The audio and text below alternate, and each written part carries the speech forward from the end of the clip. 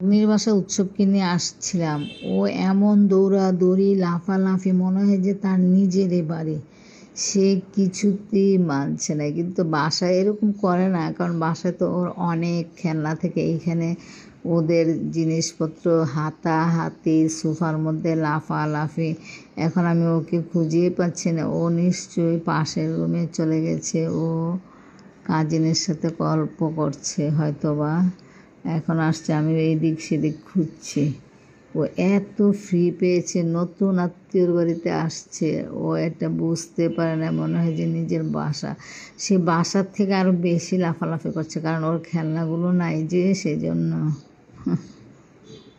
মেয়ের বাসায় উৎসব কিনে আসছিলাম, ও এমন দৌড়াদৌড়ি লাফালাফি, মনে হয় যে তার নিজেরই বাড়ি।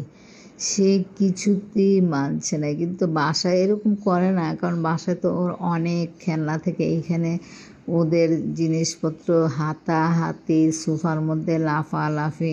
এখন আমি ওকে খুঁজেই পাচ্ছি না, ও নিশ্চয়ই পাশের রুমে চলে গেছে, ও কাজিনের সাথে গল্প করছে হয়তোবা। এখন আসছে, আমি এইদিক সেদিক খুঁজছি। ও এত ফ্রি পেয়েছে, নতুন আত্মীয়র বাড়িতে আসছে, ও এটা বুঝতে পারে না, মনে হয় যে নিজের বাসা। সে বাসার থেকে আরও বেশি লাফালাফি করছে, কারণ ওর খেলনাগুলো নাই যে, সেজন্য।